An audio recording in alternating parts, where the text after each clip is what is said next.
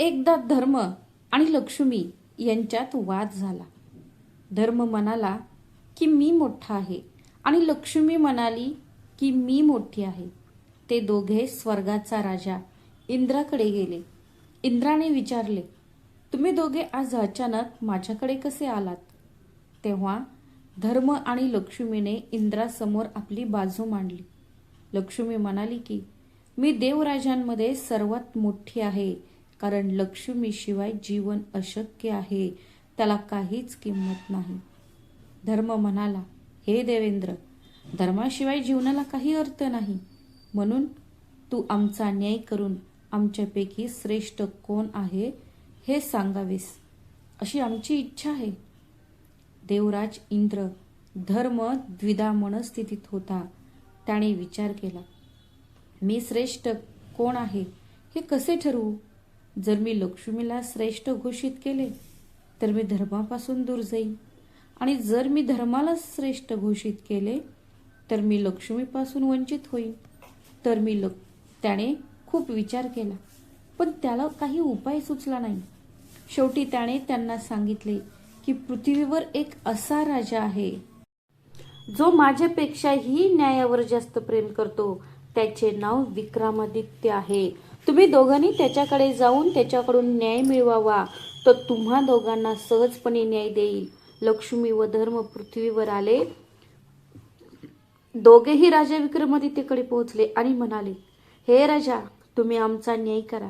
राजा विक्रमादित्य म्हणाला, ठीक आहे, आधी तुम्ही दोघे तुमची कहाणी सांगा. मग तुमची कहाणी ऐकल्यानंतरच मी ठरवू शकेन की तुमच्या दोघांमध्ये श्रेष्ठ कोण आहे. लक्ष्मी आणि धर्माने राजा विक्रमादित्याला आपापल्या कहाण्या सांगितल्या. त्याच्यासमोर विराजमान होऊन लक्ष्मी म्हणाली, हे राजा, मी माणसासोबत राहिले नाही तर त्याचे जीवन अर्थहीन होईल. म्हणूनच मी म्हणत आहे की मी ज्येष्ठ आहे. तेव्हा धर्म म्हणाला, हे राजा, लक्ष्मीशिवाय जीवन चालू शकते, पण धर्मापासून वंचित झाल्यावर मानवी जीवनाचा अर्थच संपतो. म्हणून हे राजा, तू आम्हा दोघांमध्ये न्याय कर आणि मला सांगा, दोघांमध्ये श्रेष्ठ कोण आहे. राजा विक्रमादित्य एक अत्यंत विद्वान माणूस होता. त्याला समजले होते की हा एक खूप कठीण निर्णय आहे. जर मी लक्ष्मीला श्रेष्ठ मानले तर मी धर्माकडे दुर्लक्ष करेन, आणि जर मी धर्माला श्रेष्ठ मानले तर लक्ष्मी माझ्यावर क्रोधित होईल. त्याने थोडा वेळ विचार केला आणि ठरवले की जर धर्म गेला तर सर्व काही जाईल. मी धर्मालाच सर्वोत्तम घोषित करीन. शेवटी त्याने त्या दोघांना सांगितले की माझ्या ज्ञानानुसार धर्मच सर्वश्रेष्ठ आहे. धर्माशिवाय जीवनाला अर्थ नाही. एकदा लक्ष्मी नसली तरीही सर्व काही ठीक होईल. या न्यायामुळे लक्ष्मी राजा विक्रमादित्यवर क्रोधित झाली आणि तिने त्याचे संपूर्ण राज्य व संपत्ती नाहीशी केली. तो दारोदारी भीक मागू लागला. तिथून चालत तो एका नदीजवळ आला आणि त्याने विचार केला की नदीतून काही मासे पकडूया. त्याने नदीत काही मासे पकडले. मग ते तळून नदी किनारी ठेवले, जेणेकरून अंघोळीनंतर त्याला ते मासे खाता येतील. पण अंघोळ करून बाहेर येताच त्याने पाहिले की सर्व मासे पाण्यात उडी मारून गेले होते. तेव्हा त्याला समजले की ही सर्व लक्ष्मीची इच्छा होती. हे रागाच्या भरात घडले. तो काहीच बोलला नाही. भुकेलेला तो त्याच्या बहिणीच्या घरी गेला, जिथे तिथल्या लोकांनी त्याच्या बहिणीला सांगितले की तिचा भाऊ विक्रमादित्य तिला भेटायला येणार आहे. बहिणीने विचारले की तिचा भाऊ कसा येत आहे. लोकांनी तिला सांगितले की तो फाटलेल्या कपड्यात पायी येत आहे. विक्रमादित्याला घोड्याच्या पागेत राहायला सांगितले आणि खायला कोंड्याच्या भाकरी दिल्या. हा लक्ष्मीच्या क्रोधाचा परिणाम आहे हे त्याच्या लक्षात आले. म्हणून त्याने त्याच जमिनीत एक खड्डा खणला आणि त्या भाकरी त्यात पुरल्या आणि म्हणाला, हे पृथ्वी माते, जेव्हा मी पुन्हा इथे येईन तेव्हा तू या भाकरी याच अवस्थेत ठेव. त्याने कोणालाही न कळवता आपले जेवण संपवले. दुसऱ्या दिवशी सकाळी तो आपल्या एका मित्राकडे गेला. त्याच्याने त्याचे आपुलकीने स्वागत केले आणि त्याला विविध पदार्थ वाढले. जेव्हा राजा विक्रमादित्य जेवायला बसला तेव्हा त्याने पाहिले की कुंटीवर टांगलेला नोलका हार कुंटी गिळत आहे. त्याला समजले की हा देखील लक्ष्मीचाच एक डाव आहे. म्हणून त्याने स्वतःच खुलासा केला, मी काहीच बोललो नाही. माझ्या मित्राला माहीत होतं की विक्रमादित्य असं काही करू शकत नाही, पण त्याच्या पत्नीने त्याच्यावर तिचा हार चोरल्याचा आरोप केला. तिथून विक्रमादित्य चालत दुसऱ्या राज्यात गेला. चालून थकल्यावर त्याला वाटलं, झाडाखाली थोडी झोप का घेऊ नये. तिथे चोरांनी चोरलेले पैसे चोरले होते. त्यांनी ते आणून झोपलेल्या विक्रमादित्य जवळ ठेवले.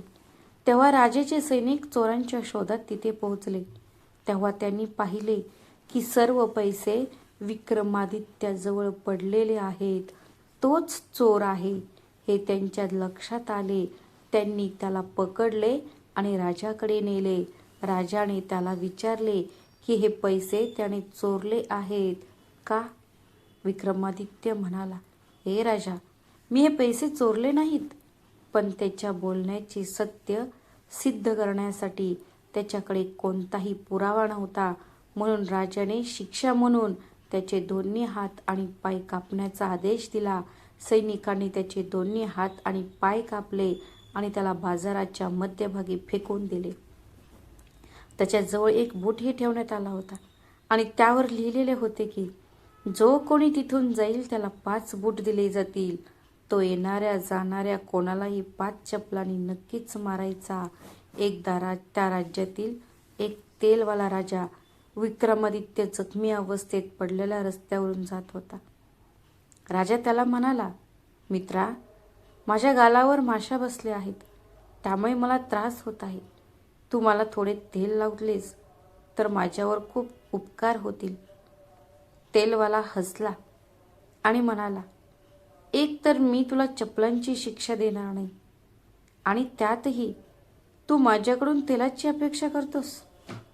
राजाने त्याची विनवणी केली. तो एक दयाळू माणूस होता. त्याने त्याच्या जखमेवर थोडे तेल लावले. त्या दिवशी जेव्हा तो तेल विकायला गेला तेव्हा संध्याकाळपर्यंत विकूनही त्याच्या तेलाचा भाव तोच राहिला. आज जे घडले त्यामुळे त्याला खूप आश्चर्य वाटले. माझ्या घागरीतील तेल संपत नाहीये. त्याला समजले की हे सर्व त्या जखमी व्यक्तीमुळे घडत आहे. तो कोणीतरी दैवी आत्मा आहे. जेव्हा तेल विक्रेता घरी पोहोचला तेव्हा तो खूप आनंदी झाला. त्याच्या पत्नीने त्याच्या आनंदाचे कारण विचारले तेव्हा त्याने तिला सर्व काही सविस्तर सांगितले. तो म्हणाला, ती व्यक्ती एक दैवी आत्मा आहे. पत्नी म्हणाली, कृपया त्या व्यक्तीला कसे तरी घरी आणा. तसेही आपल्याला मूल बाळ नाही, यामुळे आपल्याला मूल झाल्याचा आनंद मिळेल. पण राजाला विचारल्याशिवाय आम्ही त्याला आणू शकत नाही. म्हणून आम्हाला आधी याबद्दल राजाशी बोलले पाहिजे. तेल व्यापाऱ्याने आपल्या पत्नीला समजावून सांगितले. ती म्हणाली, तुम्ही उद्या सकाळी जाऊन राजाशी बोला. आता उशीर करणे योग्य नाही. दुसऱ्या दिवशी सकाळी तो राजाला भेटायला पोहोचला. राजाने त्याला येण्याचे कारण विचारले. तेव्हा तो म्हणाला, महाराज, तुमची परवानगी असेल तर मी त्या लंगड्या आणि पांगळ्या माणसाला माझ्या घरी घेऊन जाईन. आम्हाला मुले नाहीत, म्हणून आम्ही त्याला आमच्या सोबत ठेवून अपत्यप्राप्तीचा आनंद घेऊ इच्छितो. राजाने परवानगी देताच त्याने विक्रमादित्यला आपल्या घरी आणले. विक्रमादित्य आल्याबरोबर त्याने केलेले प्रत्येक काम यशस्वी होऊ लागले आणि तो तिची जितकी जास्त सेवा करू लागला तितकी ती अधिक समृद्ध झाली. ती एक अत्यंत विद्वान स्त्री होती. येथे राजाची राजकुमारी जवळजवळ प्रत्येक कलेत पारंगत होती. ती संध्याकाळी दीपक राग गाऊन राजवाड्याचे आणि शहराचे दिवे लावत असे आणि मग रात्र झाल्यावर पुन्हा दिवे लावत असे. जेव्हा जेव्हा ती दिवे विझवायची तेव्हा विक्रमादित्य दीपक राग गाऊन दिवे पुन्हा लावायचा. जेव्हा हे 2-3 दिवस चालू राहिले तेव्हा राजकन्येची खात्री पटली की विक्रमादित्य राज्यात कुठेतरी राहत असावा, कारण दीपक रात गाऊन शकणारे फार थोडे लोक होते. विक्रमादित्य त्यांच्यापैकी सर्वोत्तम होता. दरम्यान राजाने राजकन्येसाठी स्वयंवराचे आयोजन केले. राजे आणि राजकुमारांना आमंत्रित करण्यात आले होते. स्वयंवराच्या दिवशी विक्रमादित्य तेलवाल्याला म्हणाला, हे बाबा, मलाही स्वयंवर बघायचा आहे, म्हणून माझी तुम्हाला विनंती आहे की मला त्या ठिकाणी घेऊन जा.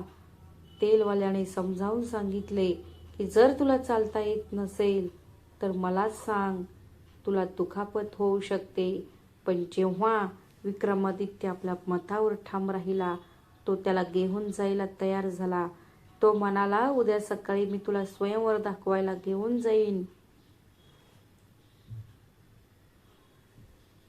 थोड्याच वेळात राजाला एक संदेश आला, ज्यात लिहिले होते की सकाळपर्यंत त्याला 100 घागरी तेलाची गरज आहे.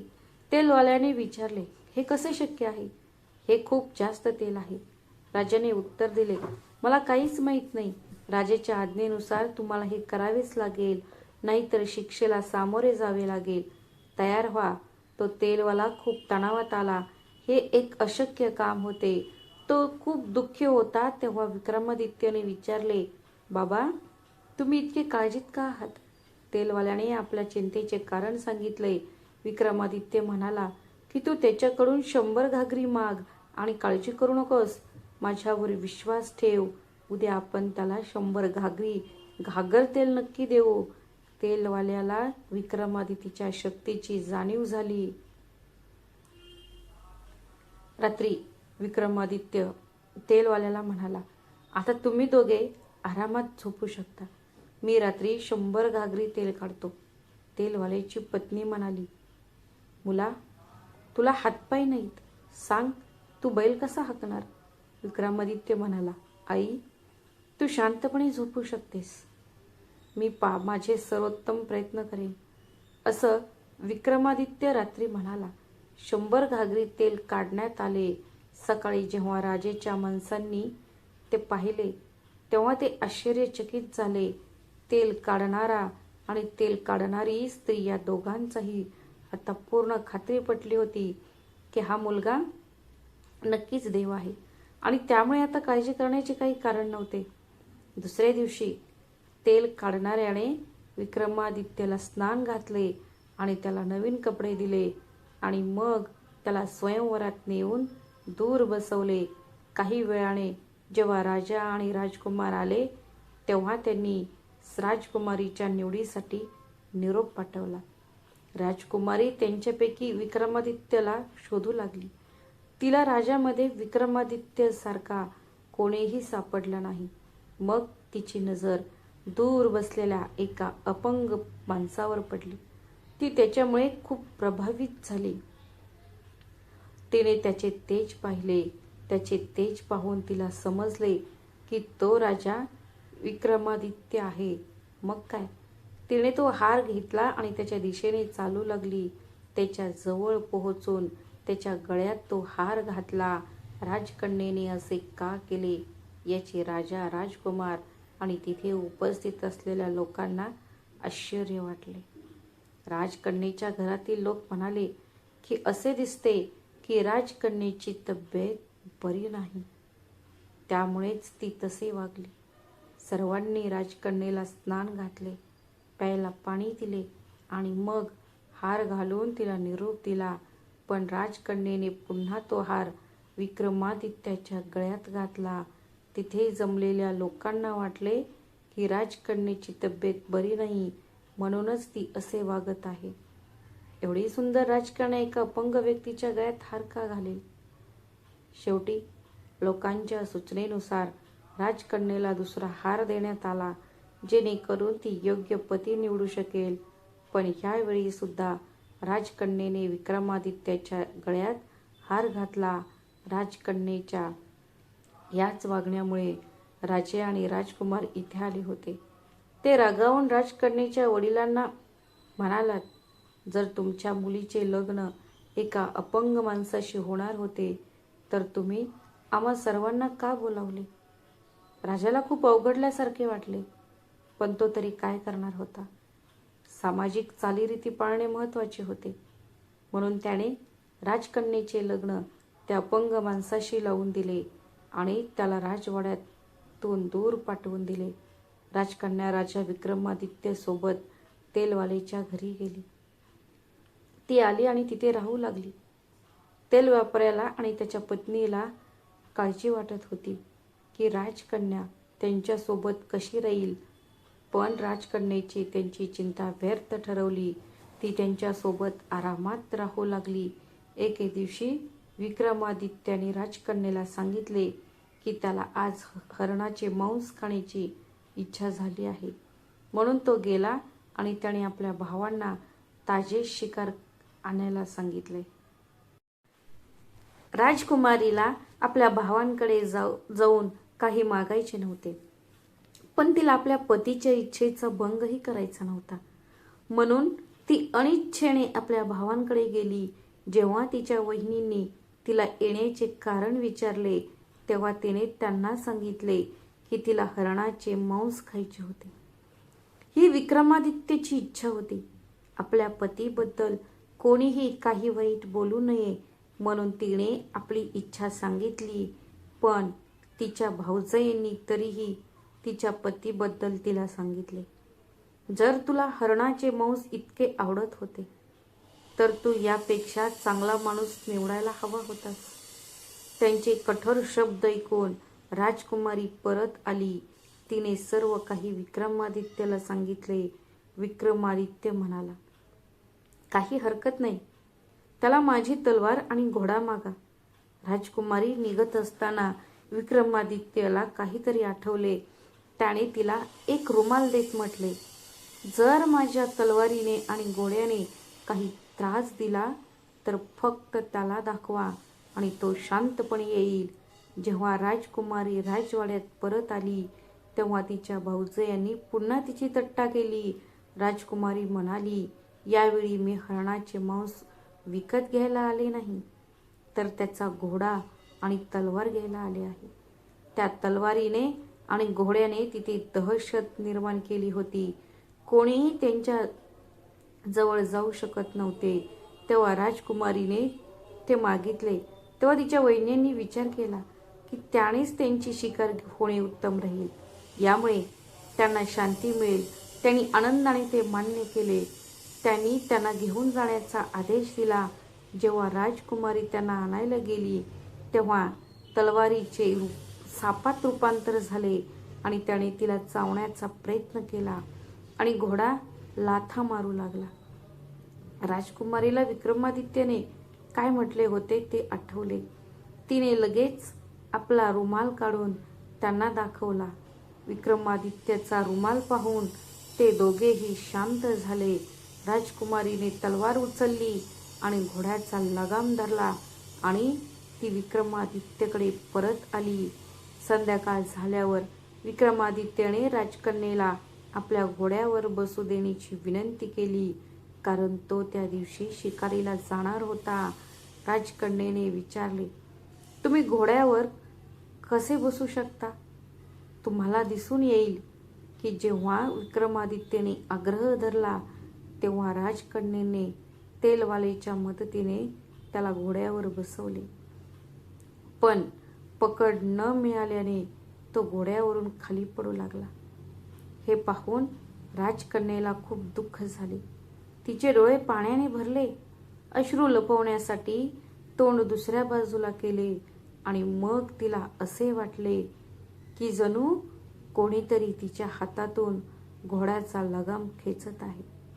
ती पटकन वळली आणि तिने विक्रमादित्यकडे पाहिले. ती आश्चर्याने थक्क झाली. तिने राजा विक्रमादित्यला पूर्ण वस्त्रे परिधान करून घोड्यावर स्वार झालेले पाहिले. तिला प्रचंड आनंद झाला. हे सर्व काय आहे हे जाणून घेण्याची उत्सुकता तिच्या डोळ्यात दाटून आली.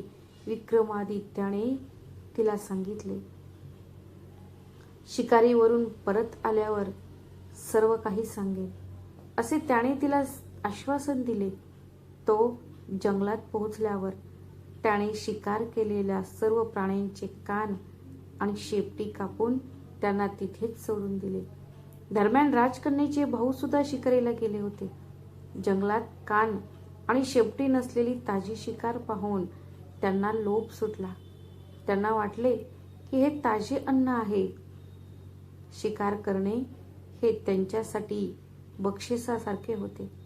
त्यांनी सर्व शिकार उचलली आणि ते परत फिरले. त्यांनी त्याबद्दल शिकारीचे आभार मानले. ते थोडे अंतर चालले होते आणि त्यांना तीव्र तहान लागली होती. त्यांनी आपले घोडे जवळच्या जलाशयाच्या दिशेने वळवले. तिथे पाणी पिण्याचा प्रयत्न करत असतानाच एका आवाजाने त्यांना थांबवले. जेव्हा आम्ही आवाजाच्या दिशेने पाहिले तेव्हा आम्हाला एक इथे योगी उभे असलेले दिसले. एका राजकुमाराने योगीला पाणी पिण्यास नकार देण्याचे कारण विचारले. योगी म्हणाले, हे राजकुमारा, माझ्या परवानगीशिवाय इतर कोणताही प्राणी इथले पाणी पिऊ शकत नाही. पण राजकुमारी तहानेने व्याकुळ झाली होती. म्हणून ती योगीला पाण्यासाठी विनवणी करू लागली. योगी म्हणाले, जर तुला पाणी प्यायचे असेल तर तुम्हाला तुमचे नितंब गरम नाण्याने जाळून घ्यावे लागतील. ते जंगलात पोहोचेपर्यंत त्यांच्या गर्भाशयाच्या मुखाजवळील त्वचा कोरडी पडली होती. त्यामुळे ती अट स्वीकारण्याशिवाय त्यांच्याकडे दुसरा पर्याय नव्हता. अटीनुसार त्यांनी आपले नितंब नाण्याने जाळून घेतले. मग पाणी प्यायल्यानंतर ते निरोगी झाले. दरम्यान विक्रमादित्य जो योगी झाला होता ते त्यांच्या निवासस्थानी परतले.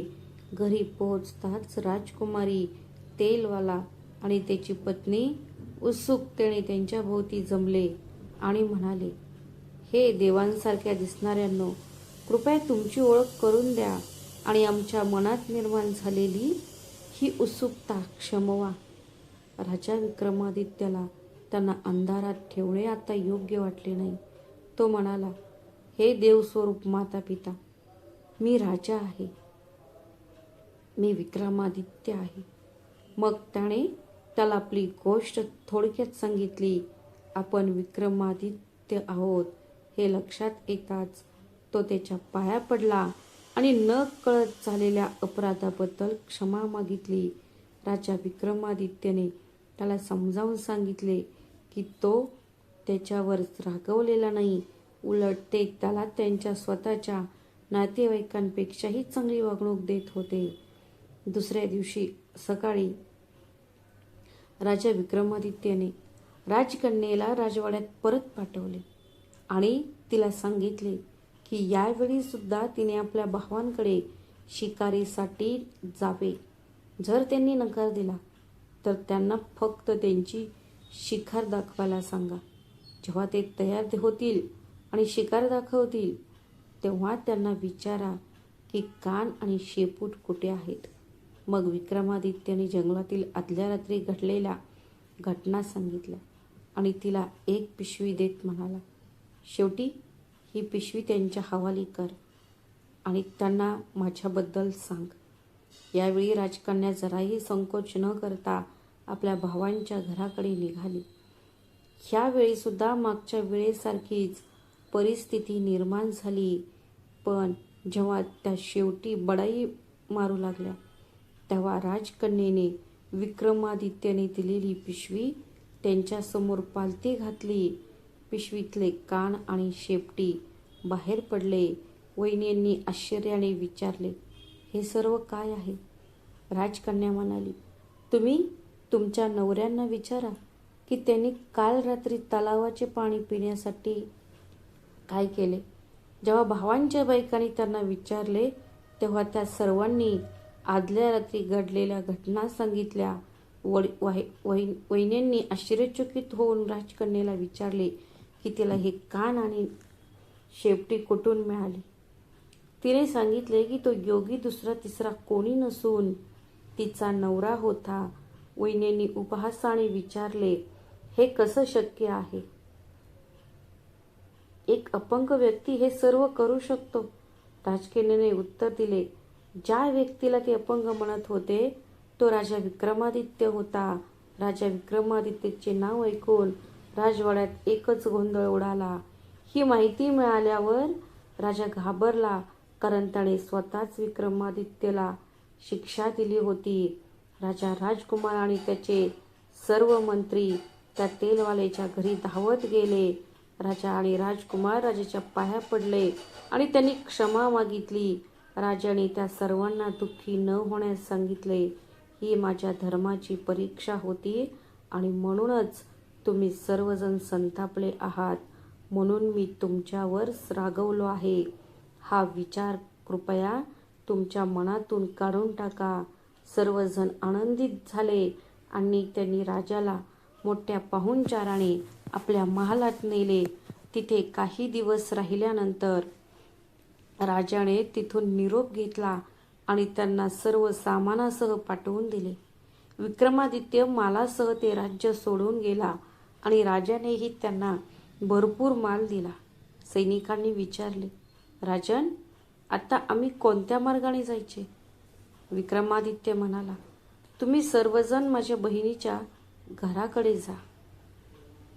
जेव्हा विक्रमादित्य आपल्या बहिणीच्या शहराच्या जवळ पोहोचला, तेव्हा तिलाही तिच्या गुप्तहेरांकडून बातमी मिळाली की तिचा भाऊ विक्रमादित्य येत आहे. तिने आपल्या नोकरांकडून विक्रमादित्याच्या प्रकृतीबद्दल चौकशी केली. गुप्तहेरांनी तिला सांगितले की विक्रमादित्य मोठ्या लवाजम्यासह येत आहे. बहिणीने तत्काळ शासकीय अधिकाऱ्यांना त्यांचे भव्य स्वागत करण्यास सांगितले आणि त्याला एका विशेष महालात राहण्यास सांगितले. जेव्हा विक्रमादित्य तिथे पोहोचला, तेव्हा त्याच्या बहिणीने त्याच्यासाठी स्वादिष्ट पदार्थ तयार केले आणि त्याचे स्वागत करायला गेली. राजा विक्रमादित्यने ते अन्न खाण्यास नकार दिला आणि आपल्या बहिणीला गोशाळेत घेऊन गेला. एका ठिकाणी जमीन खोदली आणि त्यावेळी तयार झालेल्या काही पोळ्या बाहेर काढल्या. जेव्हा लक्ष्मी त्याच्यावर रागावलेली होती, तेव्हा त्याने त्याच्या बहिणीने खायला पाठवलेल्या कोरड्या पोळ्या बाहेर काढल्या. त्याच्या बहिणीला खूप लाज वाटली आणि तिने आपल्या कृत्याबद्दल शरम व्यक्त केली. पण विक्रमादित्य म्हणाला, ताई, मला याची वाईट वाटत नाही, पण तू नात्यांमधली शिष्टाचार पाळायला हवा होतास. दुसऱ्या दिवशी तो निघाला आणि आपल्या कर्मचाऱ्यांना मित्राच्या घरी सोबत येण्यास सांगितले. तो तिथे पोहोचल्यावर त्याचा मित्र खूप आनंदित झाला. तो म्हणाला, तुम्हाला आनंदी पाहून मला खूप आनंद झाला. तुमचे संकट टळले आहे हे पाहून मला खूप आनंद झाला आहे. मी तुम्हाला विनंती करतो की निदान आज रात्री तरी तुम्ही माझा पाहुणचार स्वीकारावा. विक्रमादित्य म्हणाला, मित्रा, मलाही तुझ्याकडे राहायचे होते. त्याने विक्रमादित्यला त्याच्या खास खोलीत नेले. तिथे त्या दोन मित्रांची जुन्या दिवसांवर चर्चा केली. रात्रीच्या जेवणात विक्रमादित्यला तेच जेवण वाढण्यात आले ज्यात कुंतीने हार गेला होता. विक्रमादित्य हळूहळू खाऊ लागला. कुंती प्रत्येक घासासोबत तो हार ओकून काढू लागला. विक्रमादित्यचे जेवण संपताच राणीचा 9 लाखांचा हार एका कुंटीवर लटकलेला दिसला. मग राजाची नजर त्या कुंटीकडे गेली आणि त्याला तो हरवलेला 9 लाखांचा हार तिथे लटकवलेला दिसला. राजाला आश्चर्याचा धक्का बसला आणि तो राणीला म्हणाला, ही केवढी विचित्र घटना आहे. तू माझ्या मित्र विक्रमादित्यवर हा हार चोरल्याचा आरोप केला होतास. तेव्हा मी तुला सांगितले होते की माझा मित्र विक्रमादित्य असे कृत्य करू शकत नाही जे संपूर्ण जगाला माहीत आहे. तेव्हा मी तुम्हाला सांगितले होते की माझा मित्र विक्रमादित्य असे कृत्य करू शकत नाही. जो जगाच्या संकटावर सतत विजय मिळवत असतो, तो एका क्षुल्लक हारासाठी इतका नीचपणा करू शकतो का? जा आणि तुझा हार घेऊन जा. राणीला आपल्या कृत्याची खूप लाज वाटली. तिने हात जोडून विक्रमादित्याची माफी मागितली. ती म्हणाली, हे राजा, त्यावेळी माझ्या मनात काय आले होते ते मला माहीत नाही. तुम्ही मला एकदा माफ करून माझे दुःख कमी करू शकता. तेव्हा विक्रमादित्य म्हणाला की तुम्ही लोकांनी जास्त दुःखी होऊ नका. तो माझ्यासाठी संकटाचा काळ होता. लक्ष्मी माझ्यावर रागवली होती, म्हणूनच त्या सर्व घटना घडल्या. मग दुसऱ्या दिवशी राजा राज्याकडे निघाला. जेव्हा तो आपल्या राज्यात पोहोचला तेव्हा लक्ष्मी त्याला शहराच्या मुख्य दरवाजावर भेटली. ती म्हणाली, हे राजा, तुम्ही बरोबर होता आणि मीच चूक होते, म्हणून मी तुम्हाला दिलेल्या शिक्षेबद्दल मला खेद वाटतो. एक मुलगा आपल्या आईला माफ करू शकत नाही का? विक्रमादित्य लक्ष्मीच्या चरणी लीन झाला. तो म्हणाला, आई, कृपया असे बोलू नका. तुमच्या परीक्षेने मला अधिक शुद्ध केले आहे, म्हणून मी तुमचा आभारी आहे.